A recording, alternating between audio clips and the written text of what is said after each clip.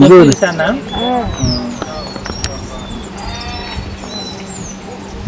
Nikifanya nikukumbuke. Okay hata. Wewe, na mimi nene zile. Tena.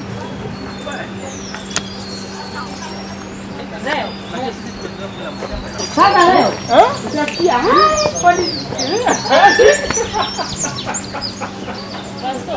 Ndio hade. Sasa tunataka aje? Rasto nikie kwa shot. Acha kidogo. Ngoja kwa mwisho. Teka tomato leo kale. Haufukui curtains. Usira ingine kati. Hata sio curtain. Basi in basi tunakula. Last year Natengeneza dawa ya kansa. Meat ile. You know the disease differs from the crop to the other. So if you go to mint to fight, we call it last. But when you go to ram to basi, we call it down immediately. Naikata. Unajua hii ni kitu unapata unafuna almost 10 times every week. Lakini ikiwa imemaliza siku zake ni This is known as basil. And most of the country they are using it to cure cancer. Also for those people who have stress, it's also the doctors are recommending these people to use this vegetable or this crop. We call it basil, and mostly it's taken by European countries.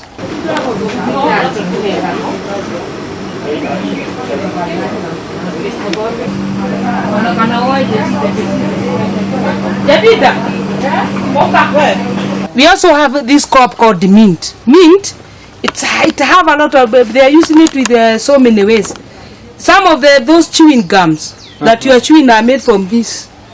Also, some of these hair foods they are made from this.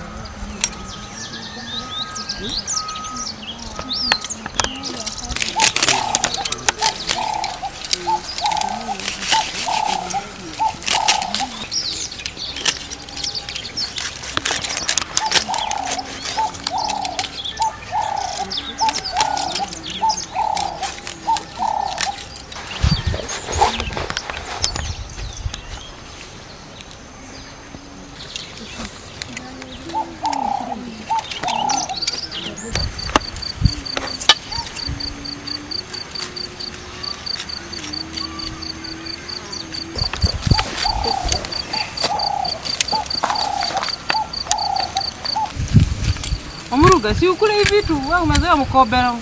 Hii hata hii ni mzuri kuliko mkobero hiyo mnakula. Mkobero sana nikiona hii. Mwanzo nikaa hivi jua iko jikiko nyuma yangu. Hivi vikiwa tumeacha hapo karibu hicho. Unataka hapo.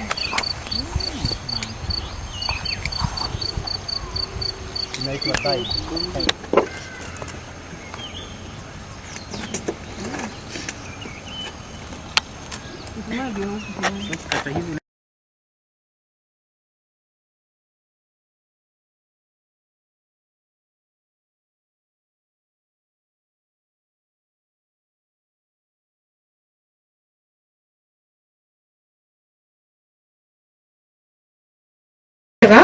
Tunaweka panchipiri mzuri hivyo. That is the only way now. Chakani ndio alafu ni ndio kitaka. Hapo pia waka leo hivi. Yaani muda wa rola kakuna hivi na unaweza tu. Ya gani nani tokole shwe. Oh. Kana kuoneka. wewe ndio kuoneka. Tip zote band toe sawa? Sawa? Mtongo acha kusema yeye. Hawa ni hii tips and tip band sawa? Yes.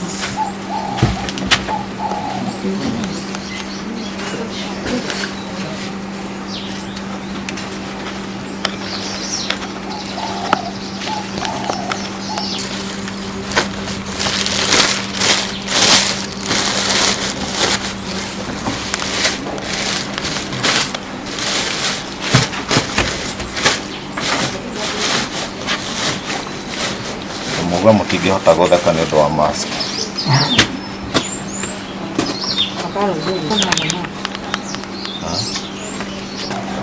Ile inashout sana after grip damage.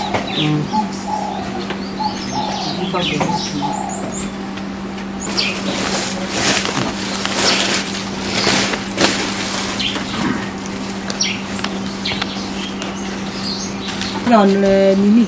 Rosemary. Na, hata kichwa imeruka. The other one chive. Kwani chive zime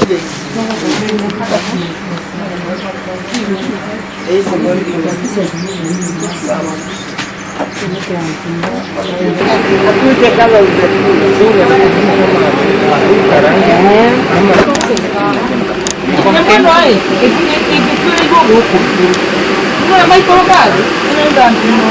Que tem jogador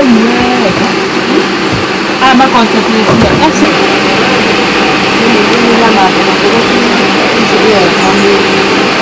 Não quero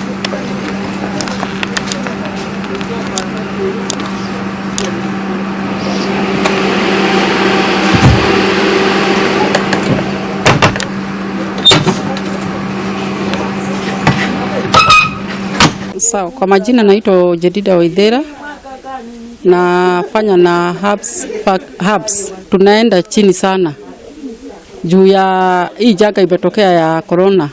Before COVID-19 job yetu ilikuwa inaenda vizuri sana, cause transport ilikuwa cheap, kufanya kazi tulikuwa tunalipwa vizuri, but after corona kutokea job imeenda chini. Kwa saa hii juu kazi imerudi, tunapata faida juu tunapata penye mtu ataamka aende akatafute his or her daily bread, na tunafurahia. Kwa upande wangu ninafurahia juu biashara imeanza kurudi vizuri na ninapata my daily bread, na wenzangu wenye tunakuja nao bado hata wao wanafaidika. So ninaona ni vizuri hivyo kazi imerudi, na tutajaribu kukeep social distance ndivyo hii job yetu iendelee. Kwa jina ninaitwa Godfrey Getheji Wachira, manager wa Itimo Worldwide. Na tangu mwezi wa 3 corona imeaffect hii kazi, na kusema ukweli kutoka mwezi huo mpaka wa leo kazi imekuwa chini zaidi, na tunajaribu kuwa venye tunaweza inuka. Kazi saa hizi sio mbaya sana kama mwezi wa 3. Soko saa hizi sio mbaya vile juu imeanza kufunguka pole pole. So tunaomba Mungu kama hii janga la ugonjwa ligerudi chini, in fact kazi ingekuwa mzuri kama beleni.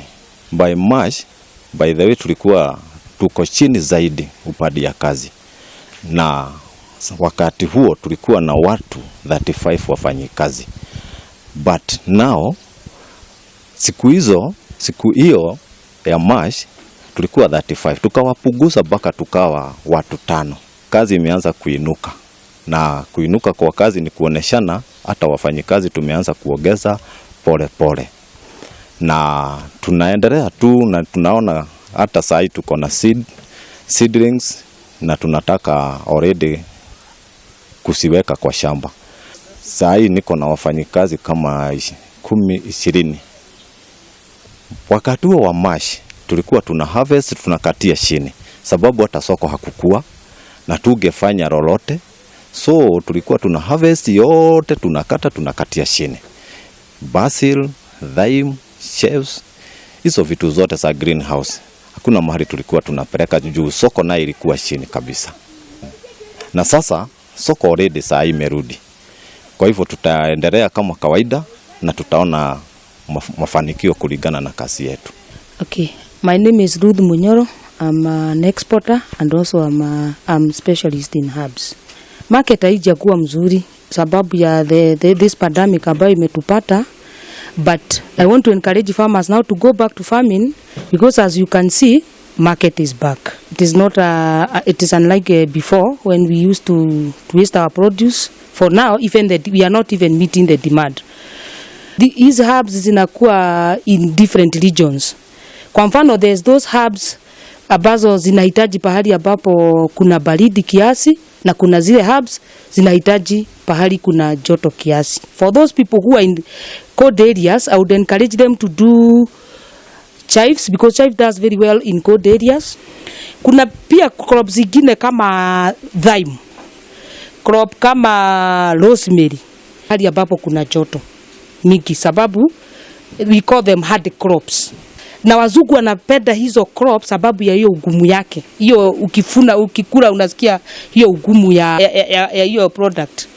If you go to Russia or Italy, because of something we call age bracket, you will find they are taking a lot of thyme and a lot of rosemary.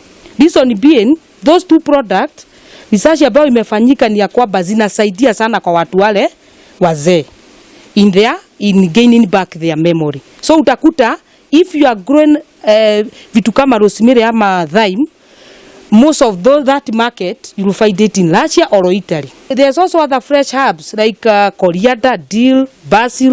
Most of them will go to Netherlands, some are all France, or somewhere we call UK. In Europe, sometimes they do experience something we call winter. They grow nothing at their area, so they tend to shift to come to get some of the product from Kenya, and that winter starts from October all the way to March next year. So that's when I advise the farmers to put all their effort, and they should increase their volume during that time, because the demand will be high.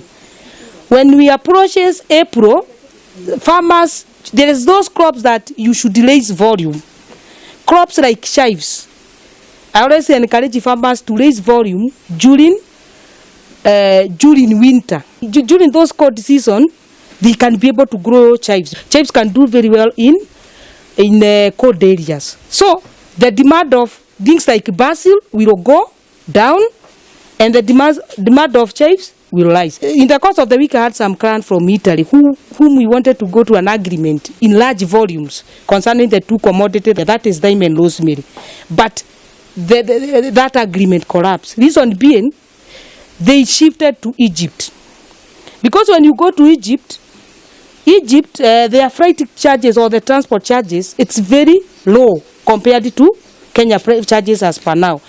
I don't blame Kenya, because for as you know now, there is no freight, so we are just using cargo freight. You will find our market in Italy and Russia is affected because we don't have cargo freight that goes to those destinations. There before we used to rely on passengers freight. Now since as you know, the government has banned the international freight, so there is no passengers freight that going to those countries anymore.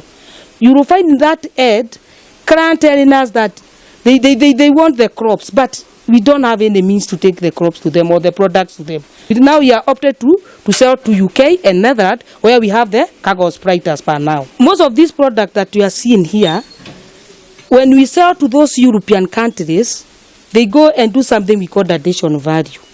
All others will use in making of certain drugs or certain medicine to various diseases. I would advise farmers also to embrace this way of taking herbs, because kama tunatuma hizi products zikienda huko ng'ambo ndio wanatumia kutengeneza dawa alafu wanatuuzia na bei ghali. What if we embrace this product we kule as a whole crop? It will be with a lot of benefit to us. Because like a crop like basil, it has been known of, even in Kenya, some of the clients who are suffering from cancer, they are advised to feed on basil. So you will find, when we export basil, most of the drugs that some of the cancer patients are taking, they are made of basil. Let us not all just export the product, but you are not consuming them.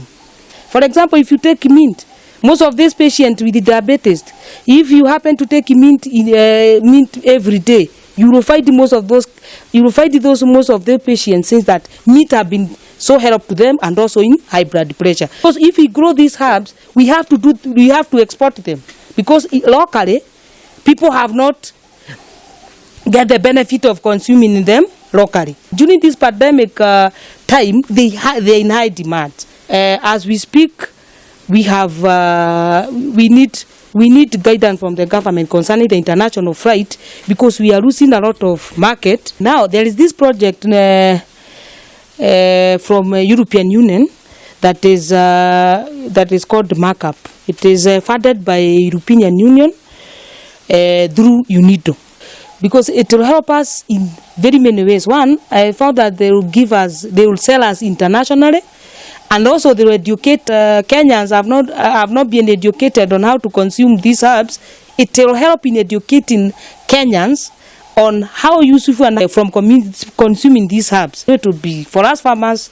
We will have a very good way of selling ourselves both locally and internationally.